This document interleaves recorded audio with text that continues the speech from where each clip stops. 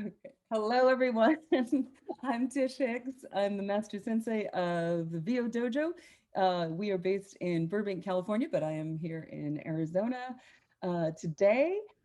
This is our free monthly question and answer call that is called Ask the Sensei. Um, I'm here. We're joined each month with our techno sensei, Dan Lenard, the home studio master. And each month we invite one of our esteemed and interesting, intriguing. Um, Joshua, it seems like the recording is paused. Is that accurate? I see that it started. Okay, great. Sorry about that. One of our esteemed colleagues from the voiceover world, and we are so excited to have Chris Payne Gilbert joining us. Hi, everyone. Um, so, um, so here's how this rolls. Let's see, I put a poll up, if you can see that.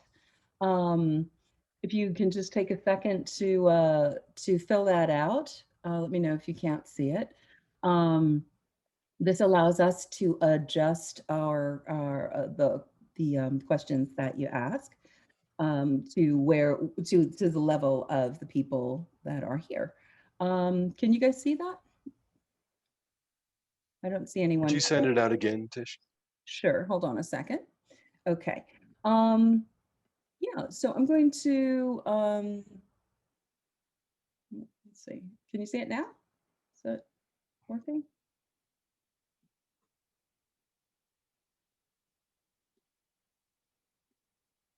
There it is.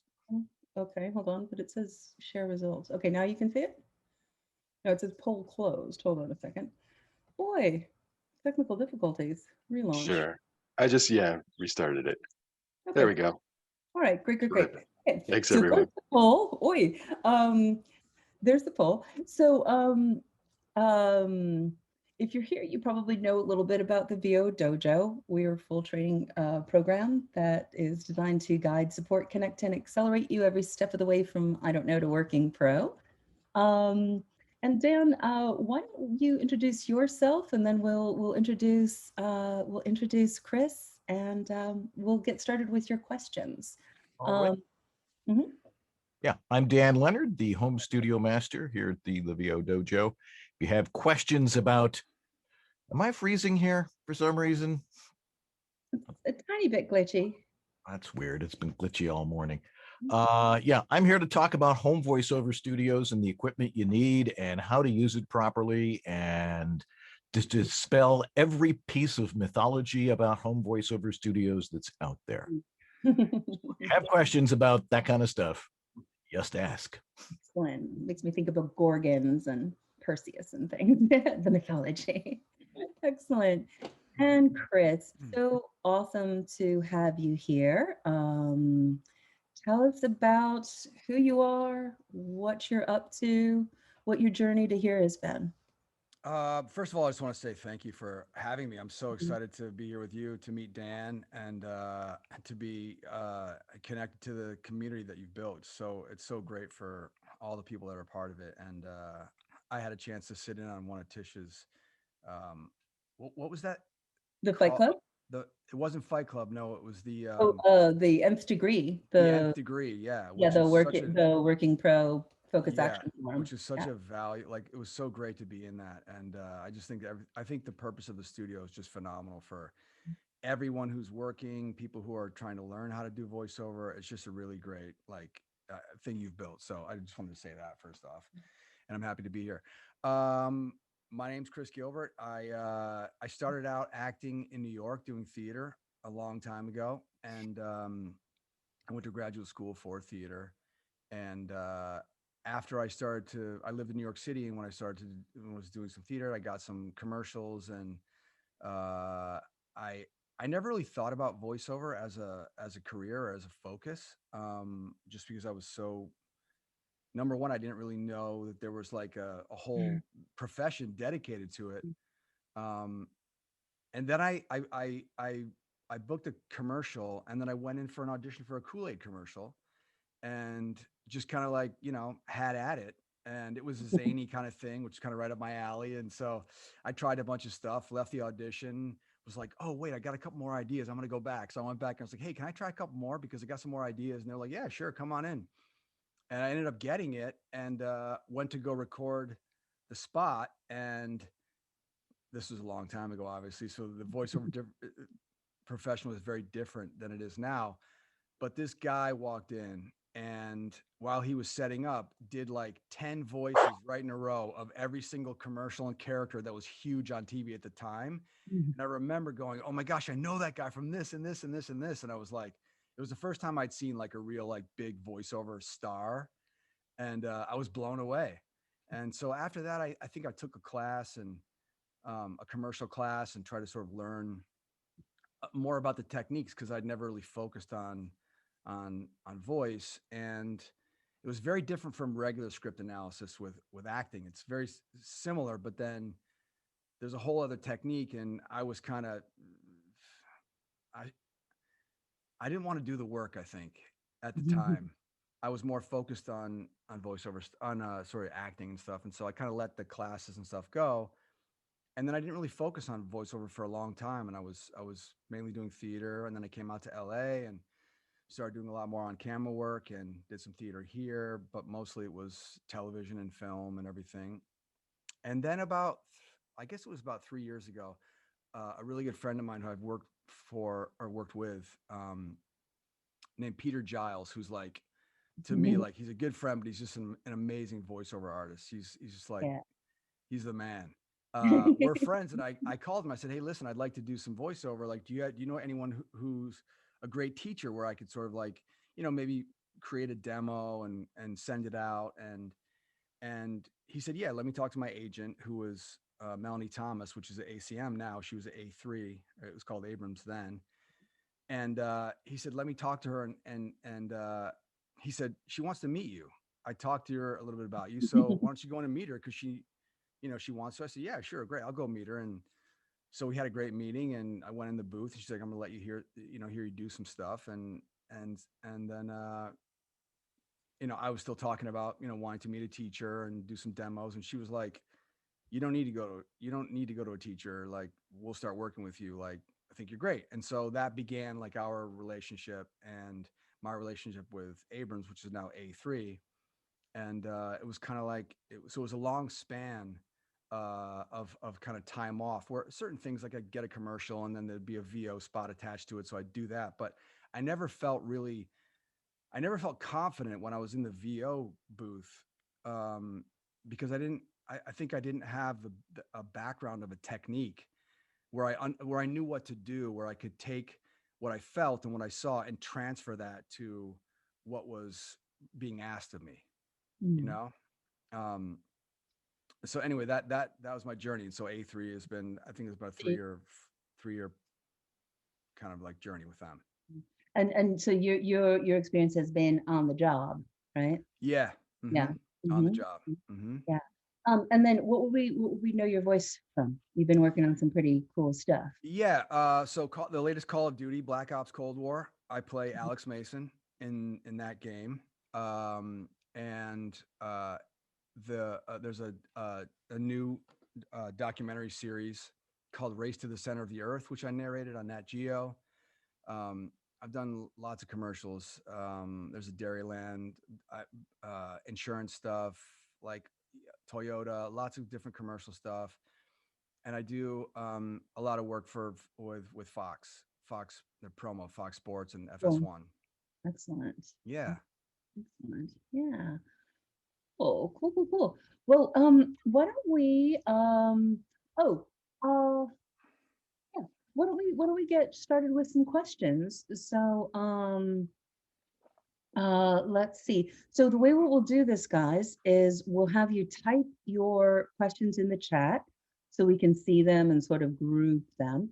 Dan is here to answer any tech questions you have, and all of us are here to answer any questions about anything that might be on your mind. So where are you feeling stuck or wondering what's next, or what's going on for you, and what questions are on your mind about understanding where you are and getting to where you want to go. Let's see. And let me see. I don't okay. So let's see. We've got a question from Jennifer about the Nat Geo project. Jennifer, you want to unmute yourself and ask your question? Can you hear me now? Yeah. Yes. Hello.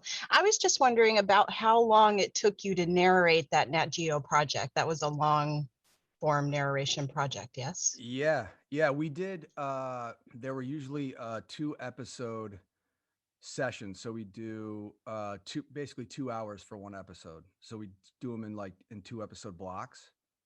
So it'd be like a And- 4-hour block, and I do 2 episodes in that block. And then And if did we're- you go to a studio to do that, or did you do that from I your own? actually did that from my home studio. It was during when the pandemic, just after the pandemic started. I think I did my original audition at the booth at my agents at A3, and then I did a second meeting with them from my home studio, and then we recorded the whole show from my home studio. Excellent. Thank you so much. Absolutely.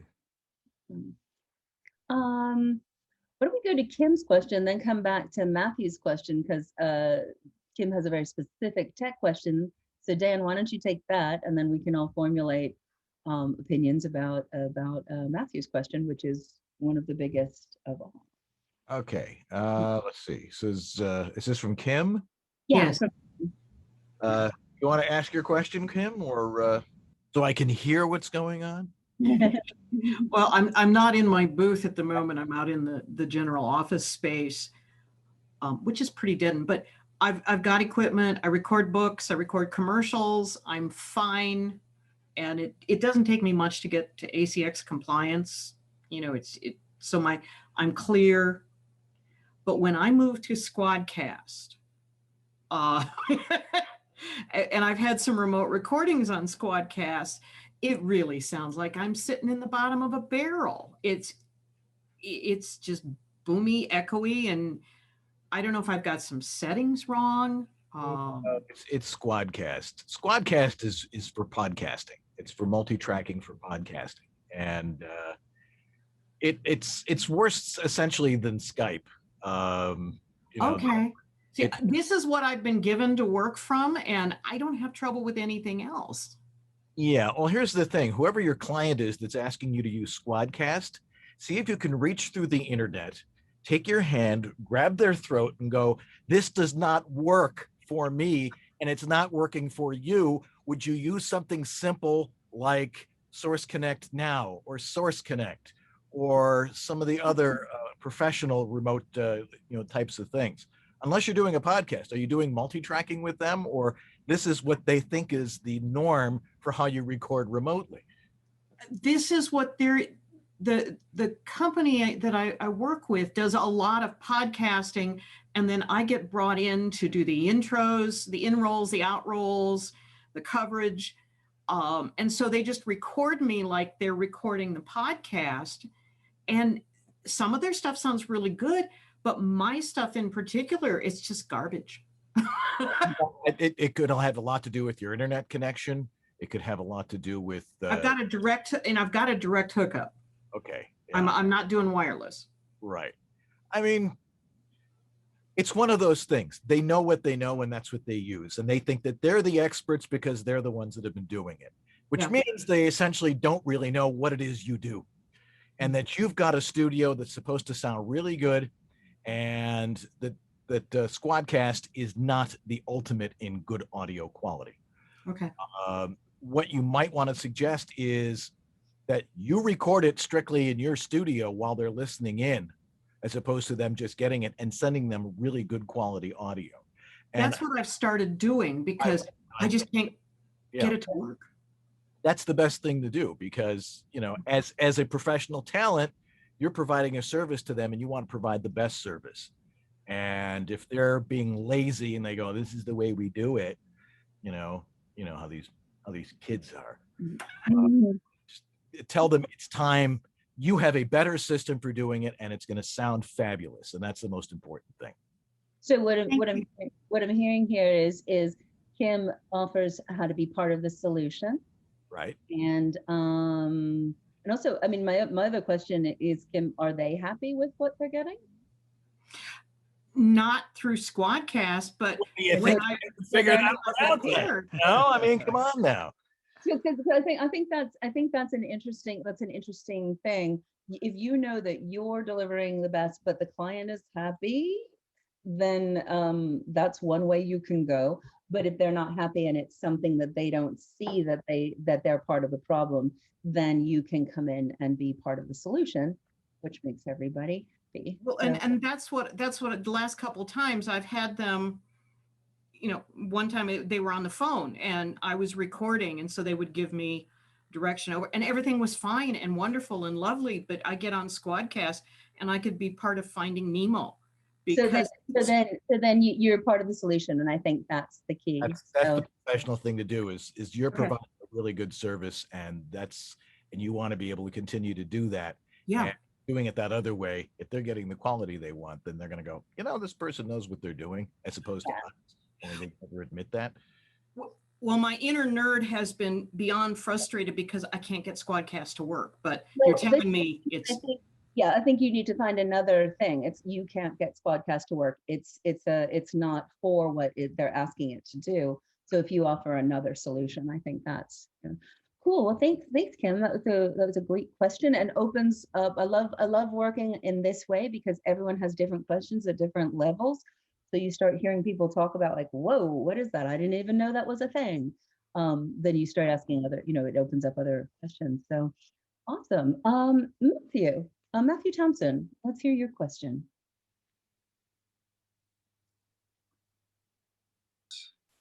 Hello, everybody. I am Matthew Thompson, and I've been acting, for almost a decade now, and for quite some time, people have been telling me, that I should do voiceover work, because I have an interesting voice, and then I have a unique approach, to these characters that you see either in cartoon, animation, or video games, and I was just wondering how an actor would get started in that particular area of the industry.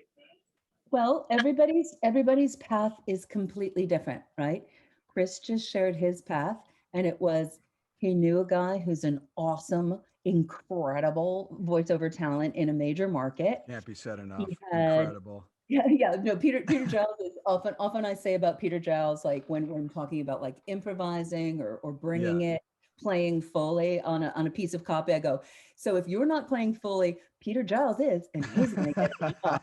So no, so that's one way, right? So, and also Chris had decades of professional experience that he has figured out how to translate to the medium, right?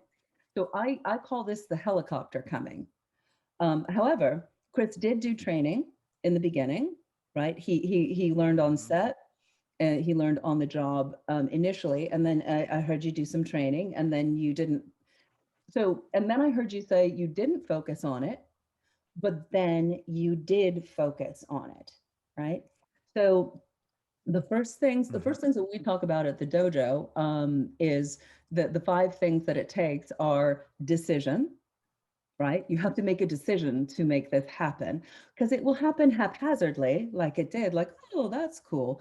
But to have a sustained, successful career, you need to put your mind to it. You have to, and that's the second thing, mindset, right? Then you need technique. You need to know what you know. Chris has learned that on the job. But also, if I may, like I started going, I think training and on the job work kind of need to go hand in hand because each experience is different. And most of the time you'll run across a situation where you actually find that there are weaknesses or sort of holes in your own technique and the things that you're bringing. So each time you feel that, it's good to then go to someone else. Like I started going to Dave Walsh, and he was great.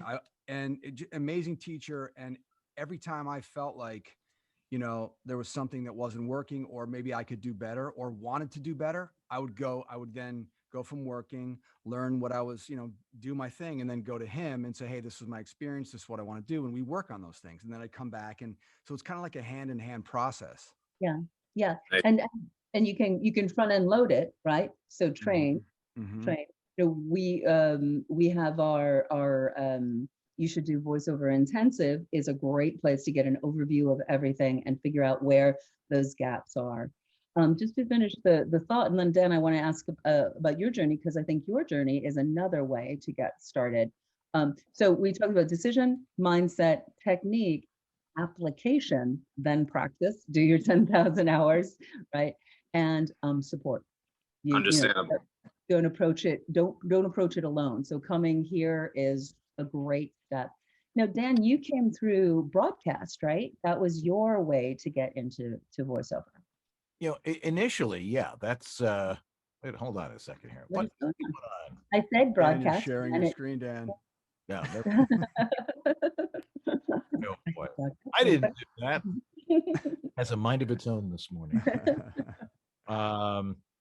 Anyway, no, yeah, I spent 15 years in radio, on air, and as a production director and operations manager, and got out of that about 1991, 1992. You know, sold insurance for a while, went back to school, got my teaching certificate, taught American history and social studies for a couple of years. Then I decided to come home and got in, you know, in 2002, discovered online voiceover, which very few people had discovered at the time. And so I've had a good run at it for the last 20 years doing it. And but the home studio stuff was because I came out of broadcasting, understood proper level setting and all the things that go with good recording, and people started asking me questions. And finally I'm like, I really should just put out a shingle and help people. I've been doing that for the past 15 years. And but I'm still an active voice actor. I still have clients. I still do stuff. Been doing a lot of dubbing work lately, industrial work, which is all great fun. And if it's not fun, why do it? Yeah, and so I think the key here is, how do you take what you do have mastery in, right? Matthew, you said you have 10 years of experience, so trust that. And then it's, how do you adapt it to this medium, and where do you find a place where you're comfortable and where you can find the consistency to find the consistency to do the things that you want to do, the combination of connecting to the people who are doing the things, and then you having the framework to just make the transition to this medium. So it's not. I might add also that people need to think about what their superpower is. That's a great point. That they know. What is it what industry were they in before? They didn't just wake up one morning and say, I'm a voice actor, and didn't have a career doing something else. Where do you have expertise in? I've met people who are former priests and they're in the financial business, and they know certain genres of material, and if they can exploit those things, that's how you can really get running in this. And don't think that you're in it to be in commercials and be a star, because that's not what it's about. Well, and at the dojo, one of my favorite things about the dojo and the community that Chris was talking about, like in You Should Do Voiceover this year, there was a class where we had 3 ER docs and 3 Broadway stars in there, like in everything. We have college students who are still like, someone who's just a junior in college and someone who's a retired judge. So where, whatever it is that you're bringing there, we come together to bring you to this. So keep on asking questions and keep on training,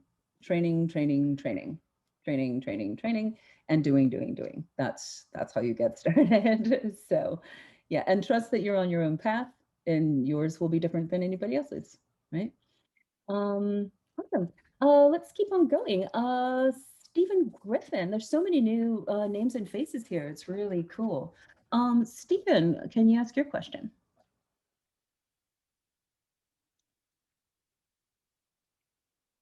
Sorry, I was on mute. Hey, Chris, how are you? Hey, Stephen, how are you? Nice to meet you. I'm doing well. My question for you is in the area of narration. Hmm. Have you done any corporate work or e-learning work, or has that interested you at all in any point? I haven't, honestly. I did a show. I did, and they were both documentaries. One was for Nat Geo Wild, called Lone Star Vet. And that was the first experience I had with narration. And then the second one is the second. And those are the two narration experiences I've had. So no e-learning and no, I forget the other part you mentioned. Corporate E-learning. narration, like Corporate. working corporate narrations or training, stuff like that. I haven't done anything like that. Mm. So Okay. No. I I like think the story-driven stuff. I like, Yeah. it's I think a big part of voiceover is what the story is, figuring out and this is something Dave teaches really well. Like, what's the story? One, who are you talking to? But two, what's the overall story and telling that story? And those are the things that really interest me in drama as a Mhm. whole. Because I think that's really what it's about. It's about telling a story and figuring out each time you get a piece of copy, who am I talking to? What do I want, and what's the story I'm telling? And so those are the kind of areas that I like to focus, because that's what excites me about it. Mhm. Right.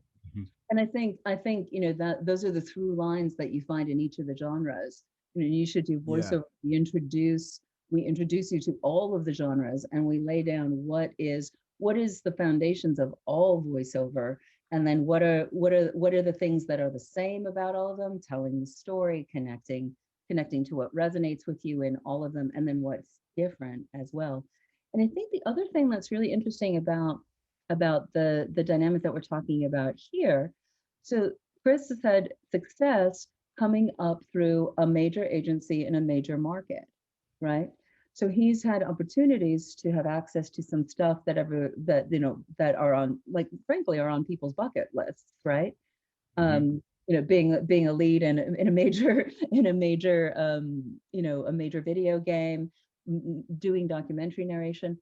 And then, this is interesting. This is how Chris and I connected, because he's realizing that, oh, there's all these other things that Mhm. might not be coming to me through my major agency in a major market, that are also opportunities to diversify my portfolio. So, Dan, you came from a regional market in Buffalo, and the corporate narration and e-learning is like, boom, a mainstay of your career, right? Yeah, pretty much. I mean, that's kind of stuff that I did, but I also, because of the internet, I had access to everything. And Right. it really is a matter of understanding that it is a worldwide marketplace and trying to exploit that. And, I was with the pay to plays for a long time and built a business on that, and then got off of them. Mhm. Yeah. Is e-learning in corporate where you're focused, Stephen? Yeah, that's where my focus wants to be. I Mhm. have a background in planning, land use planning, comprehensive planning. So Yeah. I want to use that experience and go down that path, because Yeah. you mentioned something that was very enlightening to me. What do you bring to the table? What experience that you have, and how Yeah. to exploit that? So that's an area that I'm very familiar with. I had over 35 years work with a planning commission, working in land use planning with various groups and citizens. So I Mhm. think that I have that area that I can relate to people in that fact. And I Uh, like the way you just articulated that. I can relate to people because it's something that I know. I call that like the wash of personal authority. Like, mhm. if we were talking about anything about land planning, you would be able to talk to us for hours and hours and hours, because you have that personal authority, right? Right. So Mhm. that's nice. And not only that, you do. And Yes, so that exactly. confidence relaxes you, because relaxation is such a huge thing, which is why when you get something that you have no knowledge about, it's important to do as much work as you can so you understand it completely and you have that feeling of, I got this. I understand what this is about. Whether that's through some kind of experience or research or whatever that is, you want to bring that comfortable thing that you innately have in that realm. It's important to have, I think, in any kind of thing that you're working on, whatever the subject is, Mhm. Yeah. as Okay. an Yeah. actor. Well, thank Excellent. you very much. I really appreciate the insight. Thank Yeah. you. Hmm. Here's a little personal question for you, Chris, from Marie. Yeah. Mm-hmm. Marie Hoffman. Can you ask your question? I Are think you you're here? muted, Marie. I can't see your mic, but I think you're. Okay, there we go. There you Good. go. I think you had to unmute me. Hi, Hi. Chris. Your bio says you're an actor and a director. Uh-huh. What kind of director work do you do? I've directed a lot of theater. I've directed. I wrote and directed a short film called Brothers. And then I have like some other help that I do with people directing, and then the development of my own projects, which I'm currently engaged in right now. Busy But- guy. Yeah, I think you kind of have to be as an actor, because it's always there's so many different things. I mean, I like a lot of parts of this business, so I kind of want to. I kind of like I like being in front and behind the camera, and I love theater. I love acting on stage, but I also love directing and writing, and all the aspects of what the possibilities in this business are really exciting. So. And I think it's an interesting question you bring up, Marie, because now more than ever, we all have to be our own directors in voiceover. When I was coming up, I took the route that Chris did, came to a major market, got major agent, and we didn't have to direct. There was always someone in the booth, or always someone in a session, and now it's so crucial that we develop both sides of those skill set to be able to understand what the copy needs from a direction standpoint, and be able to deliver it from a performer standpoint, and be able to deftly go, I'm wearing this hat, I'm wearing this hat, I'm wearing this hat, right? Really now more than ever.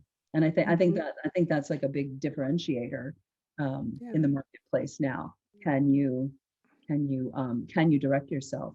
One of the things that we do at the dojo, after you should do voiceover, the next step is called the basics core, which is a weekly workout that's just dedicated to self-direction. So we work in a coaching modality where we explore how you can find ways in. We work in a direction circle. We work in an audition round.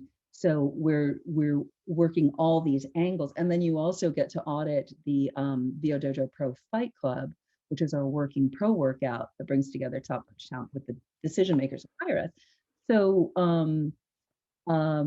so you're seeing it from all the different angles and practicing it, because if you can figure out how to confidently and clearly direct someone else, that serves you to be able to confidently and clearly direct yourself.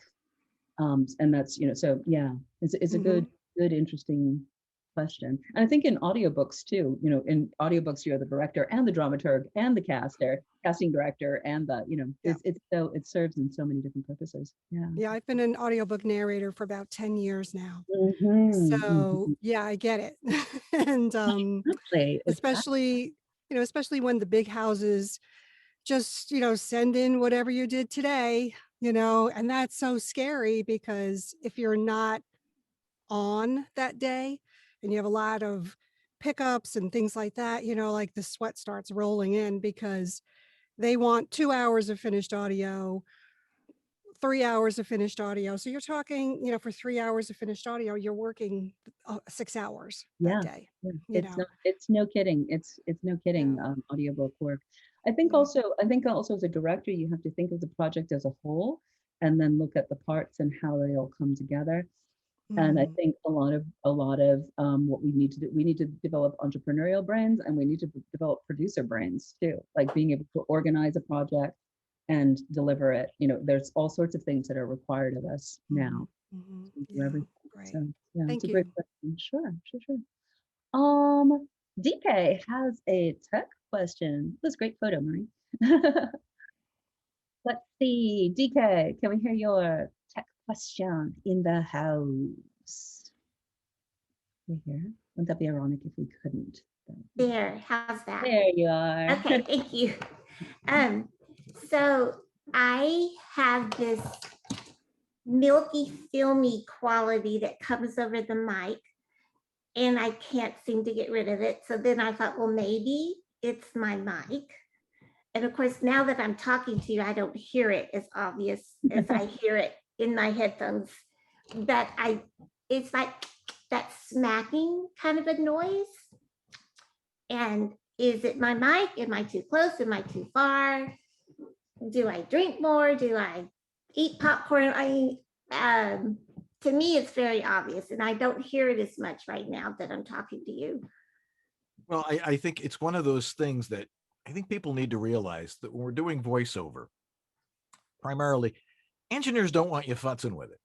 And the fact of the matter is, all you're doing is talking to somebody else. And we don't talk to other people through declickers and compression and all these other things, especially if you don't understand what they are. So if you're getting some of this stuff, it's all physical things. So you need to deal with them physically. If you're getting mouth clicks and things along those lines, one, you're over projecting, you're forcing the words too much. You do need to keep hydrated. There's a bunch of different methods for getting rid of them. So one of my favorite is this one. It's called alcohol. A mix of 20-1 and just sort of rinse your mouth with that. Gets rid of those clicks like amazingly. Okay.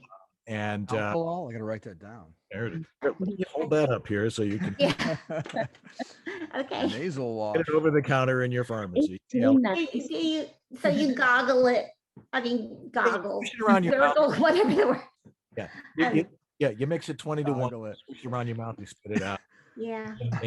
It really, really works. Here, one more time so you can write Okay. that down, and I'll put it Alcohol. in the chat too. So Yeah. or Can you put it in there. do you But yeah, hear it in my voice right not now? okay. No, here's the thing. When you're talking to other people, they don't hear it either. Okay. You're being hypercritical of your own audience. Now, Yeah. But after you go for a while, it can be there. I mean, the clicks and stuff come up. You know what I mean? Yeah. like breathing, Yeah. you got to breathe. So if you're really concerned about it, send me a sample through my specimen Okay. collection cup, Okay. and let me listen, and let me see if if it's a real problem and how do you get rid of it. But to me, everything is always physical. The technological answers to these things are a trap that you want to avoid. And Okay. that's by sending a sample to Dan, he can interpret. That's it. And Ricolo. The sugar-free ones. Sugar-free The Ricolo. the original sugar-free and kombucha. Any kind of kombucha that has like some kind of Okay. like fruit, any kind of pomegranate, pink lady apple, any of those kombuchas. Granny Smith. To a sip of that. Okay. I'll try And that. I think Thank you. Mhm. I think also, Dan can help define or recognize what's happening technically and identify physical sources. And then you might want to, talk. One of our other Dojo team members is our vocal sensei, Faith Rumer, who you might want to check with somebody and see if there is something physically going on. She has a background as a singing coach, voice teacher. She also has a speech pathology background. So she's able to look at it from that angle as well. Talk to Dan first, because it's probably, like you said, not as big a deal as you think. But it might be. So then we look at it from all the angles. So, Okay. Thank you very much. oh, excellent. Okay, let's see, where did we get to? Frank Woods is in the house. One of my partners from Call of Duty has his hand raised. Damon Allen. Oh, who's also well, an excellent voiceover artist. Let's talk to Frank. Frank, what's your question for your colleague? Hey, what's up, brother? How What's are up, you, man? homeboy? I had a doctor's appointment. I just got a hearing aid. So I'm on my motorcycle and I just pulled over at my buddy's house in Burbank. I love you, Chris Payne Gilbert. You're one of my best friends and one of my favorite people to work with. Me too. Been an absolute joy getting to know you and work with you for the past year and a half. Oh, thanks, buddy. I don't know what I've missed. My question is, I want to know, and this could be to you, Tish, or anyone out there. I'm interested in starting to, and Chris and I talked about this linked at his house last week. I'm interested in getting in other markets, Chicago, Milwaukee, and I'm wondering about how to submit. Do I just submit how I submit in LA, to agencies so I can be repped in smaller markets, the Southeast? I want to be in Atlanta, Yeah, Florida. absolutely. Well, we're having Texas. on Thursday, we are having Eric Shepard, who's one of the top regional agents around, is coming to Fight Club. So I think all the player spots are filled. To be a player in Fight Club, you need a demo, reps, and booking. So you would be eligible. So you should like fill out an application to become on the Fight Club roster. But everybody can audit, guys. You can audit any of our Fight Clubs and watch what's really happening. And then at the end of those Fight Clubs, we also auditors can raise their hand and get their voice in the room. So that's that's one way. But okay, so first of all, we do a lot of semantic shifting in terms of mindset stuff at the dojo. So one of the words that I really, really like to shift semantically is this word submit. Because we submit to the agent. We submit, and suddenly we have no power, and suddenly we're waiting for someone to accept us. And you come from a major market, you have major A-list video game credits. So submit yourself with confidence, with clarity, articulate what you're looking for in a team member. Yeah. And why you're looking for it and what you're bringing to the party, right? And then take meetings, right? It's nothing to be like, oh, is it something different? And if you're talking to someone in Texas, then, adjust your mindset to what might be going on in Texas. Or, do you see what I'm saying? Sure. I'll bet if you have time on Thursday night, or if you want to, buy the audit and then listen to it later, Eric, Eric, right, Dan? Yes. Shepard, yeah. Eric Yeah, has a lot to say about a lot of things, and he says them very loud and clear. So he's pretty amazing that way. So you'll get a definite idea of what, from his perspective, you'll probably get a lot of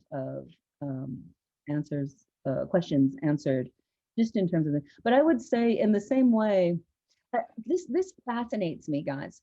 And I think that we're in this really fascinating place in where the industry is now, that people are coming up in all sorts of different ways and reaching levels. But there's always something that, okay, so you guys are working on this, and someone here is going like, oh man, if I can do that. And then understand that people up here are going like, hey, what else is going on? How can I be as well-rounded a voice actor as well? So we're all in this together, and we all have to do the same things, to ask the questions, do the work, find the answers, right? So and then also what I also hear is come through where you're like, I don't know, or I'm afraid, or I don't want to, like we all have the same stuff going on no matter where we are. So Yeah. I think of one of the things I just want to mention too about the Fight Club thing, which I think is incredible. And just to watch excellent voiceover artists take material, and as an observer, and this is something I think is so crucial to this profession, is watching people who are really good do what they do, and just asking yourself, what is it that they're doing that maybe I could do? What could I incorporate from what they're doing that could help me, or that's interesting to me? It's kind of like, in a sense, you have models, in the same way that when you play a character on stage who has a Scottish accent, it's good to have, for me anyway, someone, a variance of different Scottish accents that are real, that I can choose from, so I can hear that person has a real accent, and I can model my character voice off of that real thing. In this profession, especially in stage and everything, when you see excellent people, trying to take what they do, or just a little snippet of like what could work for you, I think is a huge thing, because you see them in action, and it's quantifiable, and you can apply it and see what works for you. And I think, that's why I think the Fight Club thing is so cool, because you get a really good chance to see people who are really good and learn from them. Yeah, and in terms of the how we work at the dojo, the Fight Club is part of the curriculum from the very beginning, right? When you're part of the Retreat and Mastery program, you have access to that, and then as you advance in belt levels, you start participating in that through the program. And then also we have a philosophy of, we don't go like, this is beginner, this is the medium, this is advanced, and you only work with people. We work with all belt levels together, because there's always something that someone knows that's ahead of you, and there's something that you can go like, right, I know that now, right? So there's always this part of a continuum. And we also don't work alone, we work together. A lot of, I think, the acceleration that happens at the dojo is because, there's stuff that we're always going to be doing alone. This is a solitary sport, right? We're literally sitting alone in our closets doing this work. But how do we grow, and how do we expand, and how do we deepen? It's by working and listening to each other. So that's what we try and create here. So yeah, awesome. Well, Frank, hopefully we'll see you on Thursday. And if not, we've got all sorts of fight clubs all the time, and we would love to have you. So yeah, we'd love to have you join us. And great question. So cool. Cool. How do you say your name? Is it Karika? Richo? How do you say your name? The process asking about Chris's Kirko Corey. I feel like I might be not saying it. Are you here? Oh, there you are. I see you. How do you say it? There you go. Kariko Corey. Kariko, kind of. Nice to meet you, man. Yeah, nice to meet you too. It's like Jericho with a K, but not Kariko in terms of right. Kariko. Yeah. So my question was, what's your process? Kind of what's your technique now? That you moved to LA. You've taken classes, you've worked. I know you mentioned when you first came out here, you were still kind of developing it. So just curious, kind of how you get into character. Do you do breath work before? Kind of. Yeah. I always do like a warm up. I do it whenever I do plays. I do the same kind of warm up, which is based off of Christine Linklater's original Freeing the Natural Voice. It's an incredible book. It's still available. Her process, one of the things that she talks about in her book, which is really helpful for me, is the relaxation and the image of, all the way from your diaphragm all the way up being like a straight, and with your mouth open being like a straight line. So there's nothing impeding that sound coming out. And most of her techniques are helping you get to a sort of relaxed state where your voice is free. So I always do a warm up like that first, and then whatever the copy is, if it's commercial or animation or whatever those things are, I think about that first, because the style of voiceover is very important to sort of the things that you kind of have to try to do.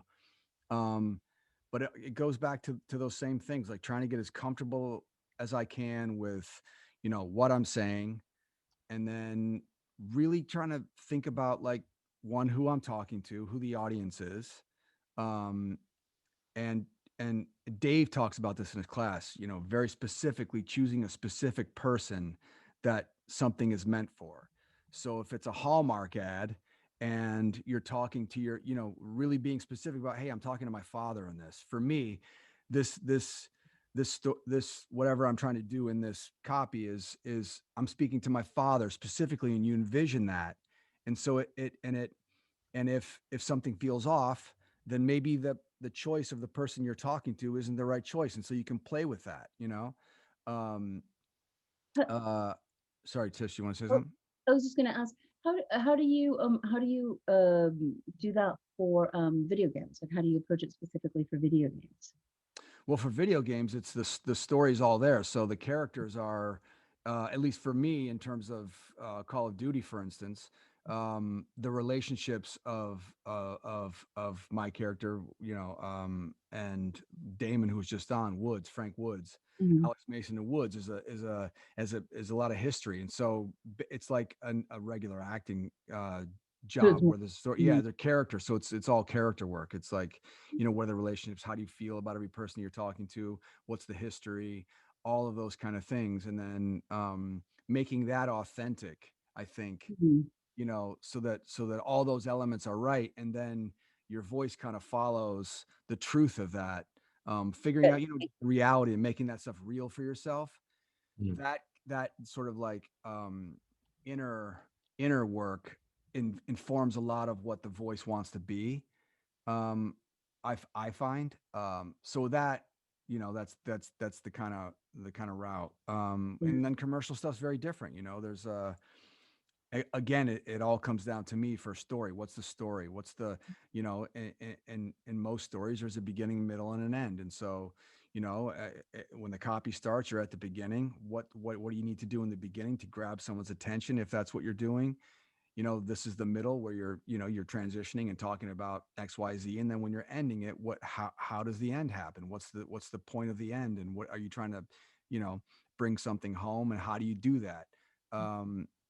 I think it's all those things are at play all the time. And so until you kind of arrive at a place where it feels organic to you and you're telling the truth, and then you just focus on telling the truth and who you're speaking to and let it do its thing, and then you let it go. That's kind of like that's kind of what you do, and I think just to end, I think everybody's process is different. I think all of us are always taking these little things, and putting them together, and then, putting it inside yourself and testing it out until you feel like you're there and you feel like you get it. It's organic, it's truthful, and then you just get out of the way.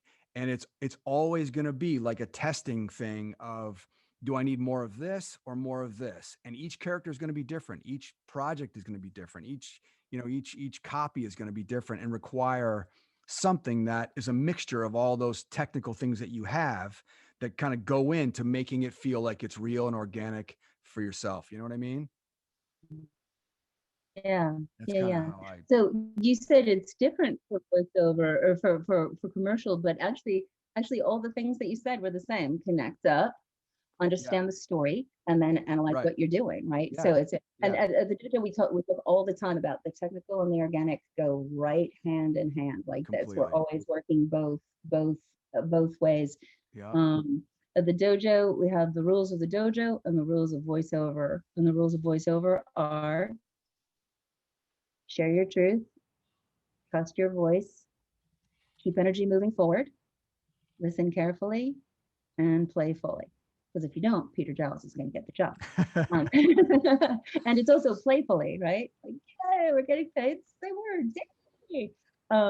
Yeah. So it's all, very, very much in alignment. Great question. Great question. Where are you based here? Erica? I'm based in LA. I'm actually starting with the dojo in July for the 6-week intensive. So. Oh, yay. Well, excited to have you on board. Yay. Well, we got 5 minutes. Let's see. I feel like there was one question I was like, ooh. And this is a really specific question that I think, Chris, you being in this A-level video game experience that you have, I'd love to ask this question as our last one. Sure. David, can you talk, can you ask your question about the difference between ensemble and individual recording for video games? Just a little bit of that that process. Because I don't think, I have not had a lead in a video game. I've had, I go in and do sessions and boom, bring it for a bunch of different characters. But what is the experience of having the lead of a game? That's my question. But David, ask yours too. Sure. Can you hear me on this? Yeah. Awesome. All right. So my question is, with the, rise of like video game secrecy and the need to keep things under wraps, do you experience, or at least from your experience in Black Ops, like the difference between ensemble recording versus individual recording? So you have like getting a chance to do your scenes with other actors, but now with like so many games involving choices and whatnot where, you know, you wouldn't necessarily need an ensemble. What was your experience? I guess that's my question. Were you recording by yourself, and did you find that difficult, or, you know? Well, I mean, first of all, like the people who work Activision, Raven, Treyarch, those guys are phenomenal artists. So trusting their lead was like easy, and they're just like incredible people to work with. So I always felt like, you know, whatever I was doing, you know, I knew when they were happy with what we were doing, like I had to trust that and let that go. But we were in an interesting, actually Damon's still here. We were in an interesting situation because we did the whole pandemic interrupted the motion capture. So we ended up having to cancel half of the motion capture stuff that we were still continuing to do because of the pandemic. So we kind of transitioned from being together to then being solo. And luckily we had the experience of, at least, you know, for me, it was, I think it was 3 days with Damon and the rest of the cast, all of us together, to draw upon.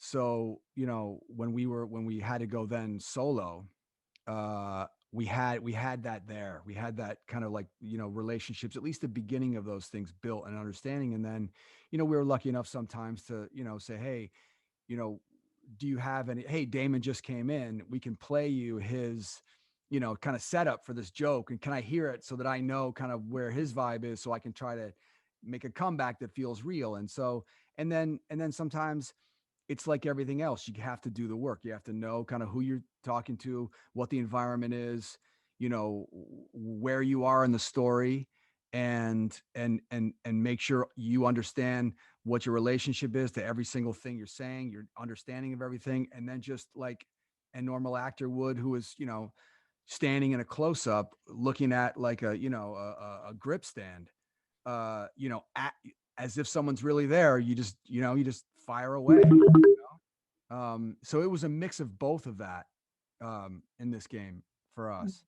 And again, like ultimately, like, you know, these guys are so good at what they do. They're so helpful. It was a really, you know, solo. It wasn't just solo. It wasn't just me. It was, you know, my experience of all those guys, but then the guys, you know, Amanda, the director, and all these guys who at Activision, Treyarch, and Raven are just like phenomenal.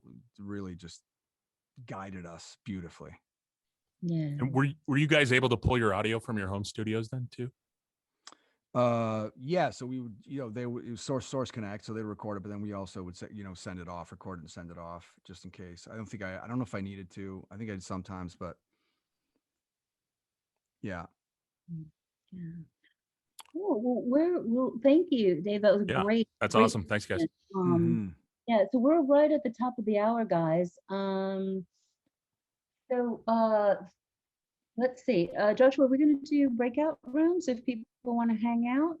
Yes, definitely. So we try and keep this tight. Like we start at 10 and we end at 11. But if you do want to hang out, Chris, I don't know if you have any time, Dan, have any time. But what we like to do at the end of these calls is put people in who want to hang out in breakout rooms so we can chat with each other and maybe get other questions answered. Before we go to breakout rooms, I would love for you to do one of the things that we do at the dojo every time we come together is finish with what we call a dojo O. So I'd love for you to put in the chat like one thing that we covered today that made you go, oh, or oh, or oh, or oh, whatever the O is. Distill it into the most essential form and put in the chat. It'd be great to see what you got out of this. Dan, how do people keep in touch with you?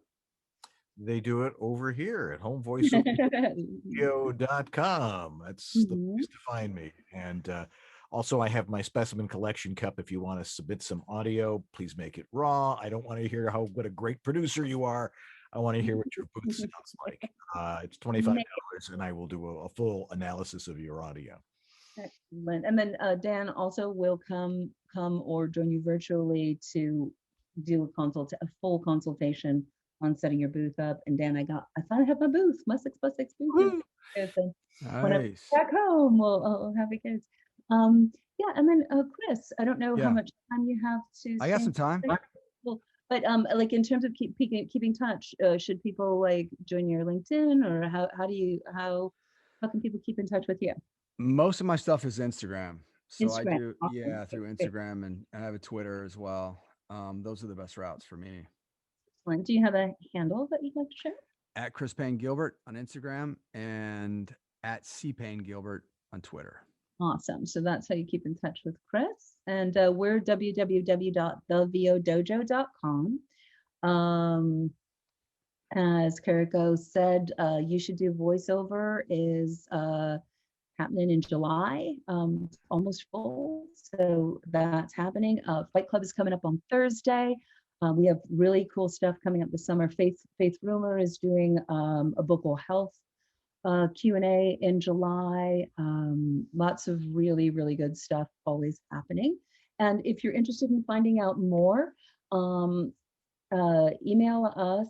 Well, actually, you can go on the website, and there's a place where you can sign up for a voiceover once over, free 15 minutes.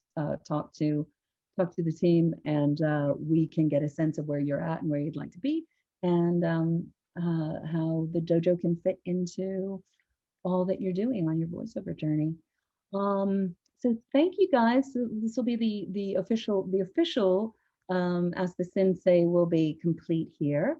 But if anyone can hang out, Joshua, you want to take it from here and